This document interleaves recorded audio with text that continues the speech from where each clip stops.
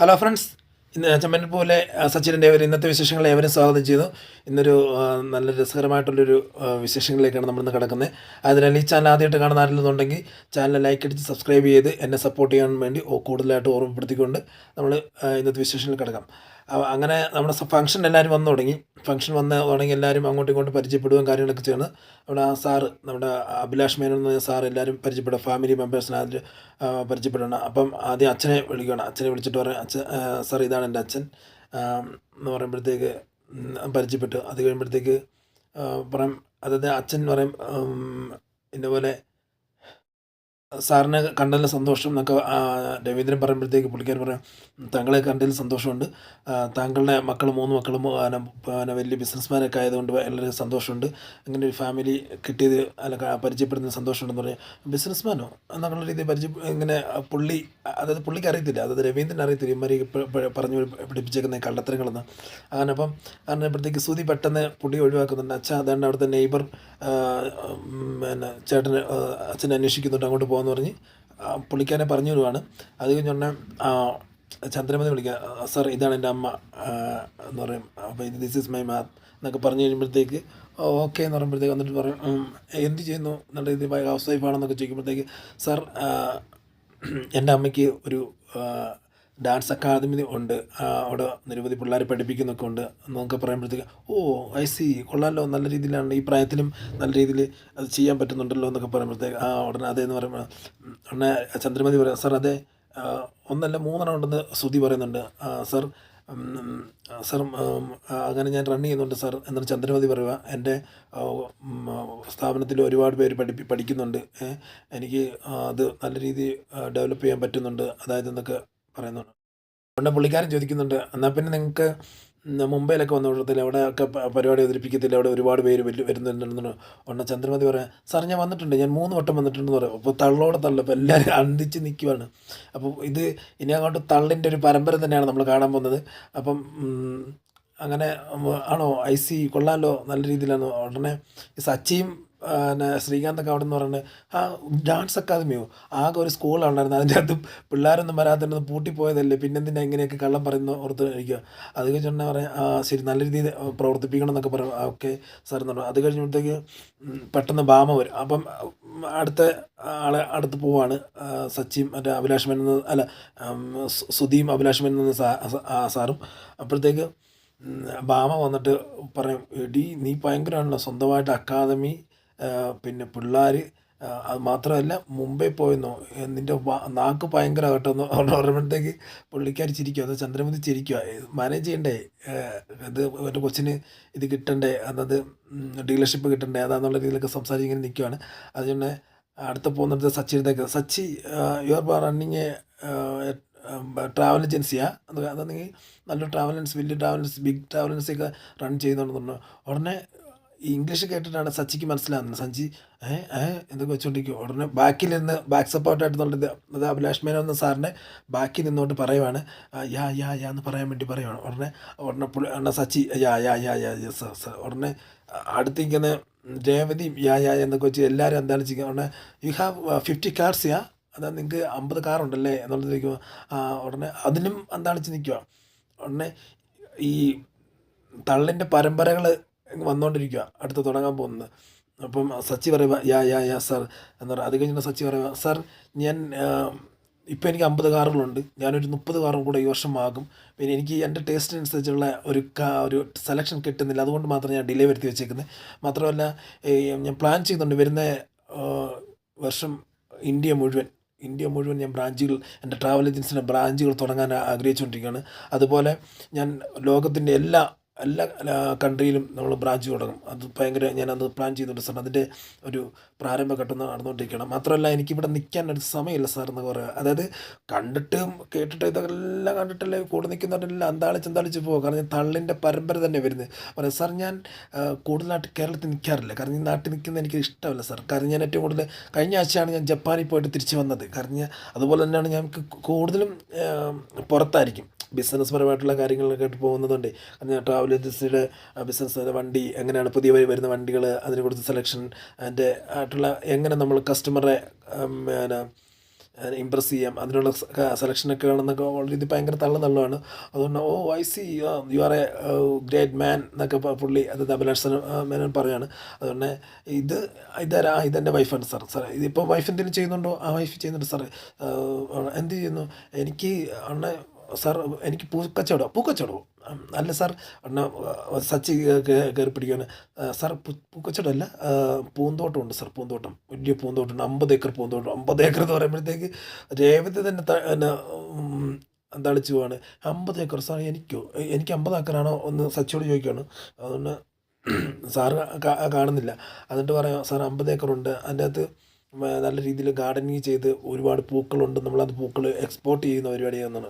അപ്പം എക്സ്പോർട്ടിങ് അത് കൊള്ളാലും നല്ല പരിപാടിയുണ്ട്. അപ്പം എനിക്ക് പൂക്കൾ ഭയങ്കര ഇഷ്ടമാണ്. അഭിലാഷ് മേനോൻ ഉടനെ രേവതി അടുത്ത മണ്ടത്തരം ഇതിൻ്റെ അകത്ത് വരുന്നുണ്ട്. മണ്ടത്തരം പറയുന്ന ആൾക്കാരെല്ലാം വരുന്നുണ്ട്. അപ്പം രേവതി ചോദിക്കുക, അതായത് എത്രയെന്ന് പറഞ്ഞാലും മറ്റേ നമ്മുടെ ആ സ്വഭാവം വിട്ട് മാറത്തില്ലെന്ന് പറഞ്ഞ പോലെ തന്നെ രേവതി ചോദിക്കുകയാണ് സാറിന് ഏത് പൂവാണ് സാർ വേണ്ടത്?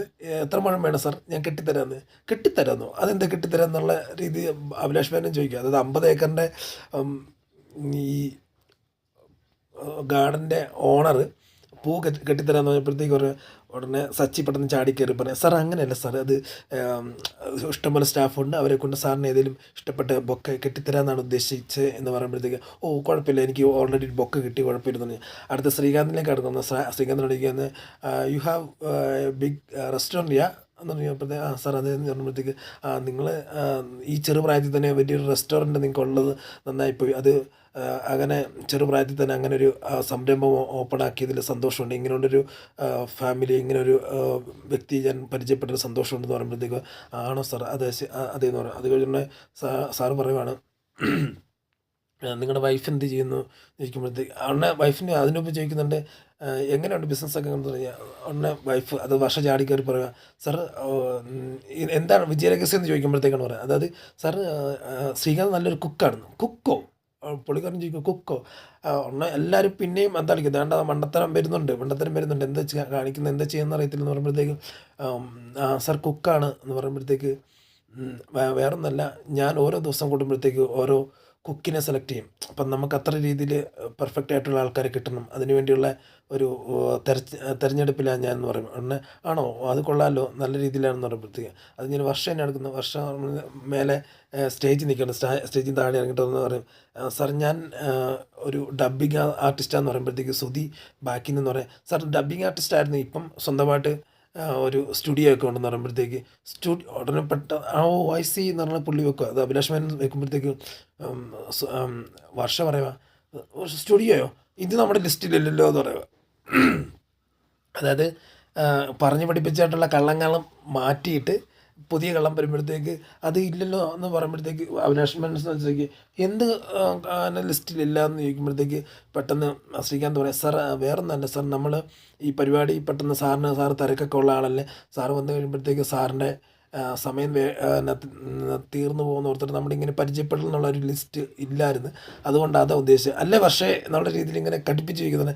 അയ്യോ അതെ എന്നുള്ളത് പറഞ്ഞു. പിന്നെ ശ്രുതി നോക്കുമ്പോഴത്തേക്കും അവർ അച്ഛൻ വേറൊരാളുമായിട്ട് സംസാരിച്ചുകൊണ്ട് നിൽക്കുക, അതായത് ലോക്കൽ ആളായിട്ട്. അങ്ങനെ ശ്രുതി മനസ്സിലായി ഇതാണ്ട് അച്ഛൻ അടുത്ത് കുരിശുമായിട്ട് വരുന്നുണ്ട്, ഇനിയിപ്പോൾ ഇതിന് മുമ്പേ പെട്ടെന്ന് തന്നെ പരിപാടി തീർക്കണം എന്ന് പറയുമ്പോൾ സാർ നമുക്ക് അങ്ങോട്ട് പോകാം, നമുക്ക് പെട്ടെന്ന് തന്നെ കേക്ക് മുറിക്കുന്നത് പറഞ്ഞാൽ അച്ഛന് ഭയങ്കര പഞ്ച്വാലിറ്റി ഉള്ള ആളാണ്, ആ പഞ്ച്വാലിറ്റി നമ്മൾ കീപ്പ് ചെയ്തില്ലെങ്കിൽ അച്ഛൻ ദേഷ്യം വരും, നമുക്ക് അങ്ങോട്ട് പോകാം സാർ എന്ന് പറയുമ്പോഴത്തേക്ക് ശരി കുഴപ്പമില്ല പോകാമെന്നുള്ള രീതി പറഞ്ഞ് അങ്ങോട്ട് പോകുന്നതാണ് സീൻ. അടുത്ത കേക്ക് മുറിക്കുന്ന സീനാണ് നമ്മൾ കാണാൻ പോകുന്നത്. അതിന് തൊട്ട് മുമ്പേ ഒരു സീൻ കണ്ടിട്ടുണ്ട്. അതായത് ശ്രുതി പറയുക ഇന്ന പോലെ സാർ അച്ഛന് ദേഷ്യപ്പെടാൻ ചാൻസ് ഉണ്ട്, അപ്പോൾ അതുകൊണ്ട് നമുക്ക് പെട്ടെന്ന് കേക്ക് മുറിക്കാൻ പറയുമ്പോഴത്തേക്ക് എനിക്ക് തോന്നി നിങ്ങൾക്ക് അച്ഛനെ കണ്ടു കഴിഞ്ഞാൽ സിമ്പിളായിട്ടുള്ള മനുഷ്യനാണെന്ന് തോന്നി, പക്ഷേ ഒരു ജെനുവിൻ ആകട്ടോ നല്ലൊരു മനുഷ്യ എന്നുള്ള രീതി പറയുമ്പോഴത്തേക്കും ശ്രുതി പറയുക സാർ ഞങ്ങളുടെ നല്ലൊരു അമ്മയെ കിട്ടിയതുപോലെ ഞങ്ങൾക്ക് 3 പേർക്ക് നല്ല ഒരു അച്ഛനെ കിട്ടി, അത് ഞങ്ങളുടെ ഏറ്റവും വലിയ ഭാഗ്യമാണെന്ന് പറയുകയാണ്. ഐ സി എന്നുള്ളത് പറഞ്ഞു. അത് ഇങ്ങനെ കേക്ക് മുറിക്കുകയാണ്. എല്ലാവരും വന്ന് നിൽക്കുമ്പോഴത്തേക്കും ശ്രുതിയും കൂടി ചേർന്ന് കേക്ക് കട്ട് ചെയ്തിട്ട് ശ്രുതിയുടെ വായിൽ വെച്ച് കൊടുത്തിട്ട് പറയാം ഹാപ്പി വെഡിങ് ആനിവേഴ്സറി എന്ന് പറയുമ്പോഴത്തേക്ക് അത് കഴിഞ്ഞ് കേക്ക് കഴിക്കുകയാണ് ശ്രുതി. അത് കഴിയുമ്പോഴത്തേക്ക് ഒരു പീസ് എടുത്ത് ശ്രുതിക്കും കൊടുക്കുകയാണ്. എന്നിട്ട് ഹാപ്പി ആനിവേഴ്സറി എന്ന് തിരിച്ച് പറയണം. അത് കഴിഞ്ഞ് എല്ലാവരും കൈയൊക്കെ അടിച്ച് കഴിയുമ്പോഴത്തേക്കും ആനന്ദ് പറയാണ്, സാർ ഒരു ഈ ആനിവേഴ്സറിയിൽ അവർക്ക് വേണ്ടി നവദമ്പതികൾക്ക് വേണ്ടി ഒരു ഒരു ഫ്യൂ വേർഡ്സ് കുറച്ച് പറയാമെന്ന് ചോദിക്കുമ്പോഴത്തേക്ക് അപ്പോൾ പറയും, അതിനിപ്പം ഞാനല്ല പറയേണ്ടത്, കാരണം പേരൻസാണ് പറയേണ്ടത്, അതല്ല അവർക്കല്ലേ വിട്ടു കൊടുക്കുക. അവർക്ക് ഉടനെ രവീന്ദ്രനോട് പറയാം, അച്ഛൻ എന്തെങ്കിലും പറയുമ്പോഴത്തേക്ക് രേവതിയും പറയാം, അച്ഛാ പറ സംസാരിക്കുന്നത്, ഞാനെന്ത് സംസാരിക്കാനാ, അതൊക്കെ നിങ്ങളെന്ത് അല്ല പറ അച്ഛൻ പറയാന്ന് പറഞ്ഞപ്പോൾ ശരി എന്ന് പറയുമ്പോഴത്തേക്ക് മേടിക്കും. ആദ്യമായിട്ട് പിന്നെ മൈക്ക് മേടിച്ചിട്ട് നമ്മുടെ രവീന്ദ്രൻ പറയാണ്, ആദ്യമായിട്ട് വിവാഹ വാർഷികം ആചരിക്കുന്നതായിട്ടുള്ള ശ്രുതിക്കും എൻ്റെ ആനിവേഴ്സറി വിഷസ് അറിയിക്കുന്നു. അതുകൂടാതെ ഇവിടെ കടന്നു വന്നിരിക്കുന്ന എല്ലാവർക്കും എൻ്റെ നന്മകൾ നേരുന്നു. ഞാൻ എല്ലായിടത്തും പറയാൻ ആഗ്രഹിക്കുന്നത്, ഞാനൊരു ബസ് ഡ്രൈവറായിരുന്നു. പക്ഷേ ഞാൻ നല്ല രീതിയിൽ ആൾക്കാരെ ചതിക്കാതെയും വഞ്ചിക്കാതെയും നല്ല രീതിയിൽ നന്മയോടെ പ്രവർത്തിച്ചതുകൊണ്ട് എനിക്ക് എൻ്റെ ജീവിതത്തിൽ നല്ല നന്മകൾ കിട്ടി. അതുപോലെ എൻ്റെ ഏറ്റവും വലിയ ഭാഗ്യം എന്ന് പറയുമ്പോഴത്തേക്ക് എൻ്റെ ഭാര്യയുടെ ഏറ്റവും വലിയ ഭാഗ്യമാണ് എൻ്റെ 3 ആൺമക്കൾ. അവർക്ക് നന്മകളും സത്യസന്ധതയും ആയിട്ടുള്ള കാര്യങ്ങളെല്ലാം പറഞ്ഞു കൊടുത്ത് ജീവിപ്പിച്ചുകൊണ്ട് അവരും അത് ഫോളോ ചെയ്യുന്നുണ്ട്. അതുപോലെ എനിക്കൊരു ഞങ്ങൾക്ക് മകളില്ല എന്നുള്ളൊരു ആ ഒരു വിഷമമുണ്ടായിരുന്നു. ആ വിഷമത്തിൽ ശരിക്കും നിൽക്കുമ്പോഴത്തേക്കാണ് മക്കളെപ്പോലെ, അതായത് മകളെപ്പോലെ 3 മരുമക്കൾ കയറി വന്ന് അവരും അതുപോലെ നല്ല രീതിയിൽ പ്രവർത്തിക്കുന്നുണ്ട്. ഇവിടെ പറയാൻ ആഗ്രഹിക്കുന്നത് പറഞ്ഞു കഴിഞ്ഞാൽ നമ്മുടെ ശ്രുതിയുടെ കാര്യം. ശ്രുതിമോൾ അതായത് ഒന്ന് താളം തട്ടിപ്പോകും എന്നുള്ളൊരു തോന്നൽ നിന്നപ്പോഴത്തേക്കാണ് ശ്രുതിയുടെ ലൈഫിലേക്ക് ശ്രുതി കയറി വരുന്നത്, ശ്രുതിമോൾ കയറി വന്നു കഴിയുമ്പോഴത്തേക്ക് ആ ലൈഫും പാടെ മാറി. ഇപ്പോൾ എൻ്റെ മോനൊരു വലിയ ബിഗ് ഷോറൂമിൻ്റെ ഓണറാണ്. അപ്പോൾ അത്ര രീതിയിൽ അവനും കയറി വരാൻ പറ്റിയിട്ടുണ്ടെങ്കിൽ അത് എൻ്റെ ശ്രുതിമോളുടെ ഒരു സപ്പോർട്ടുള്ളത് കൊണ്ടാണ്. അങ്ങനെ എല്ലാവരും വേണം. അപ്പോൾ ഈ സമയത്ത് വിവാഹ ഇനി അങ്ങോട്ടുള്ള ഇപ്പം ഈ സമയത്ത് വിവാഹം ആനിവേഴ്സറി ആഘോഷിക്കുന്ന ആയിട്ടുള്ള ഈ കപ്പിൾസ് കൂടുതലായിട്ട് നല്ല പുരോഗമനത്തിലൂടെ കടന്നു വരട്ടെ എന്നുള്ള രീതി പറഞ്ഞു വെക്കുന്നുണ്ട്. അത് കഴിഞ്ഞിട്ട് പറയുക, ഞാൻ ബസ് ഡ്രൈവർ മാത്രമല്ല, കാരണം എല്ലാ നന്മകളും എല്ലായിടത്തും പറഞ്ഞു കൊടുക്കുന്നുണ്ട്. നമുക്ക് വളർന്നു വരാൻ വേണ്ടി ഏറ്റവും കൂടുതൽ ഗുണം ചെയ്യുന്നത് നമ്മുടെ ഫാമിലിയാണ്. ഞാനതെടുത്ത് പറയാൻ കാര്യം എന്ന് പറഞ്ഞു കഴിഞ്ഞാൽ, എൻ്റെ ഫാമിലിയിൽ എൻ്റെ മക്കളോട് പറഞ്ഞു കൊടുക്കുന്നത് പോലെ തന്നെ അത് ഞാൻ ഫോളോ ചെയ്തതിന് ശേഷമാണ് മക്കളോട് പറഞ്ഞു കൊടുക്കുന്നത്. അതായത് ഒരു കുടുംബം എന്ന് പറയുമ്പോൾ ഒരു തോണി പോലെയാണ്. ആ തോണിയിൽ നമ്മളെല്ലാവരും തുഴഞ്ഞാൽ മാത്രമേ അത് കരയ്ക്കടുക്കത്തുള്ളൂ. അങ്ങനെ എല്ലാവരും നല്ല ശക്തിയായിട്ട് ഒരുപോലെ ഒരു മനസ്സോടെ തുഴഞ്ഞ് മുന്നേറാൻ വേണ്ടി ഞാൻ ആഗ്രഹിക്കുന്നുണ്ട്. ഞാൻ ഈ ബസ് ഡ്രൈവർ ആയത് കഴിഞ്ഞ ശേഷം എൻ്റെ ഓട്ടോയെല്ലാം തികഞ്ഞു. ഇനിയിപ്പോൾ എൻ്റെ ബാറ്റൺ എൻ്റെ മക്കൾക്ക് കൊടുത്തേക്കാണ്. മക്കൾ ഓരോരുത്തരും 3 മക്കൾ നല്ല രീതിയിൽ എത്തിയിട്ടുണ്ട്. അവരപ്പം ഇനി ഉള്ള ദിവസങ്ങളിൽ അവർ തോണി അല്ലെങ്കിൽ ബാറ്റൺ ഏറ്റെടുത്തിട്ട് ആ ജീവിതത്തിലേക്കുള്ള ജീവിതമാകുന്നിട്ടുള്ള പടകം അവർ തുഴഞ്ഞ് കയറും എന്നുള്ള വിശ്വാസം എനിക്കുണ്ട്. അവരത്ര രീതിയിൽ ടാലൻ്റായിട്ടും അല്ലെങ്കിൽ നല്ല നന്മകളുള്ള ആൾക്കാരാണ്. നമ്മൾ നന്മകൾ ചെയ്യുമ്പോഴത്തേക്ക് അതിൻ്റെ ഫലം കിട്ടുന്നത് നമ്മുടെ മക്കൾക്കാന്ന് പറഞ്ഞു കേട്ടിട്ടുണ്ടല്ലോ. അതുപോലെ അങ്ങനെ ആയിത്തീരട്ടെ എന്ന് പറഞ്ഞു കൊണ്ട് ഞാൻ എൻ്റെ വാക്ക് ഉപസംഹരിക്കും എന്നുള്ള രീതിയിലൊക്കെ നമ്മുടെ രവീന്ദ്രൻ പറഞ്ഞു വെക്കുന്നുണ്ട്. ഉടനെ ആൾ പറയാം, അതൊരു ചന്ദ്രമതി പറയുക, ഞാൻ കുറച്ച് സംസാരിക്കുന്ന പറയുമ്പോഴത്തേക്ക് പെട്ടെന്ന് മൈക്ക് മേടിച്ചിട്ട് ശ്രുതി മേടിച്ച്, സാർ കുറച്ച് വാക്ക് പറയുന്നത് ശരി എന്ന് പറയുമ്പോഴത്തേക്ക് പറയാം.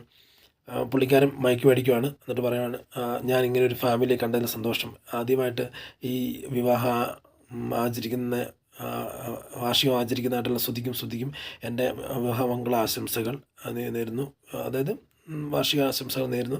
അതുകൂടാതെ ഞാൻ ഈ സമയത്ത് ഒരു കാര്യം പറയാൻ ആഗ്രഹിക്കുന്നു. അതായത് ഈ കേരളത്തിലുള്ള പല വലിയ കമ്പനികൾ എൻ്റെ എൻ്റെ കമ്പനിയുമായിട്ട് ബന്ധപ്പെട്ടിട്ട് ഡീലർഷിപ്പ് തരണമെന്ന് ആഗ്രഹിച്ചിട്ടുണ്ട്.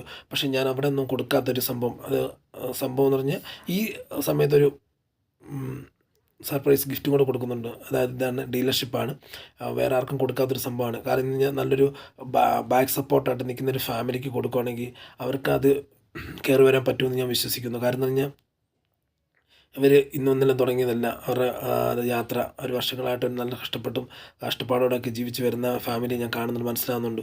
അപ്പം ഇനിയും കയറി വരട്ടെ. കാരണം ഞാൻ ഈ സമയത്ത്, കാരണം ഈ കേരളത്തിലുള്ള ആർക്കും കൊടുക്കാത്തൊരു ഡീലർഷിപ്പാണ് ഞാൻ അവർക്ക് കൊടുക്കുന്നത്. എൻ്റെ പ്രൊഡക്റ്റ് കേരളത്തിൽ മറ്റ് മേഖലയിലൊക്കെ വിറ്റഴിക്കാൻ വേണ്ടി അവർക്ക് ദൈവം സഹായിക്കട്ടെ എന്നുള്ള രീതി പറഞ്ഞ് ഉടനെ എല്ലാവർക്കും സന്തോഷം. എല്ലാവരും ഭയങ്കരമായിട്ട് കൈയടിക്കുന്നുണ്ട്. അങ്ങനെ ഒരു സീനാണ് നമ്മൾ കാണുന്നത്. അങ്ങനെ ഡീലർഷിപ്പ് കിട്ടിയ സന്തോഷത്തിൽ സുധി എല്ലാവരും കെട്ടിപ്പിടിക്കുകയാണ്. അച്ഛനെയും അമ്മേനെയും ശ്രുതിനെയും അതുപോലെ ശ്രീകാന്തിനെയും സച്ചിയെ മാത്രം കെട്ടിപ്പിടിക്കും. സച്ചി അവിടെ ചെല്ലുമ്പോഴത്തേക്ക് സച്ചി അഡ്വാൻസായിട്ട് പറയാം കൺഗ്രാറ്റ്സ് എന്ന് പറഞ്ഞ് കൈകൊക്കെ കൊടുക്കുകയാണ്. അത് കൈകൊക്കെ കൊടുത്തു കഴിഞ്ഞ് തിരിച്ചു വരിക നിന്നിട്ട് കയറി വന്നിട്ട് പറയും അച്ഛാ എല്ലാവരും വളരെ എനിക്ക് വളരെ സന്തോഷമുണ്ട്, നമുക്ക് ഫുഡ് ഒന്ന് അറേഞ്ച് ചെയ്യാമെന്ന് പറയും. അപ്പോൾ ശരി എന്നാൽ ഫുഡ് അറേഞ്ച് ചെയ്ത് പോവാണ്. ഫുഡ് അറേഞ്ച് ചെയ്യാൻ പോകുമ്പോഴത്തേക്ക് എല്ലാവരും ഫുഡ് കഴിക്കുമ്പോൾ അപ്പോഴത്തേക്ക് ആനന്ദ് വിളിച്ചുകൊണ്ട് പറയും, ആനന്ദ് വിളിച്ചുകൊണ്ട് സുധിയെ വിളിച്ചുകൊണ്ട് പറയും, സുധി പെട്ടെന്ന് വാ, നമുക്ക് മറ്റേ സാധനങ്ങൾ അറേഞ്ച് ചെയ്തിട്ടുണ്ടല്ലോ, നമുക്ക് രണ്ട് പെങ്കടിക്കാൻ പറയും. അയ്യോ ഞാൻ അടിക്കത്തില്ല, മറന്ന് ഞാൻ അച്ഛനും അമ്മയൊക്കെ നിൽക്കുന്നത് അവർക്ക് ഇഷ്ടമല്ല എന്ന് പറയുമ്പോഴത്തേക്ക് പറയും അത് പറഞ്ഞിട്ട് കാര്യമില്ല, കാരണം നിൻ്റെ രണ്ട് പെങ്കിന് വേണ്ടി അഭിലാഷ് സാർ എത്ര നേരം വെയിറ്റ് ചെയ്യുന്നതെന്ന് ചോദിക്കുമ്പോഴത്തേക്ക് അങ്ങനെയാണെങ്കിൽ ഒരു കാര്യം ചെയ്യും, നീ അറേഞ്ച് ചെയ്യും, ഞാൻ അച്ഛനും അമ്മയും അവർക്ക് മരുന്നൊക്കെ കഴിക്കുന്നുണ്ട്, ഫുഡ് കൊടുത്തിട്ട് പെട്ടെന്ന് പറഞ്ഞു വിട്ടേക്കാം എന്നുള്ള ഇത് പുള്ളി ഞാൻ ആനന്ദിനോട് പറഞ്ഞത്. എന്തായാലും നീ ചെയ്ത ഉപകാരങ്ങൾക്ക് നന്ദി എന്നുള്ള രീതി പറയുമ്പോഴത്തേക്ക് നീ നന്ദി മറക്കുന്ന ടീമാണ്, കാരണം ഞാൻ മേടിച്ച കാശ് നീ തന്നിട്ടില്ല എന്ന് പറഞ്ഞു. അയ്യോ ബ്രോ അതൊന്നും ഓർമ്മിപ്പിക്കാതെ ബ്രോ, അങ്ങനെയൊന്നുമില്ല, ഇനി ഞാൻ നിനക്ക് നന്ദിയുള്ളവനായിരിക്കും എന്നുള്ള രീതി സുധി ആനന്ദിനോട് പറയുന്നുണ്ട്. ശരി എന്നൊക്കെ പറഞ്ഞ് അങ്ങനെ നിന്ന് കഴിയുമ്പോഴത്തേക്ക് പെട്ടെന്ന് രേവതിയും സച്ചിൻ തമ്മിലുള്ള സംഭാഷണം.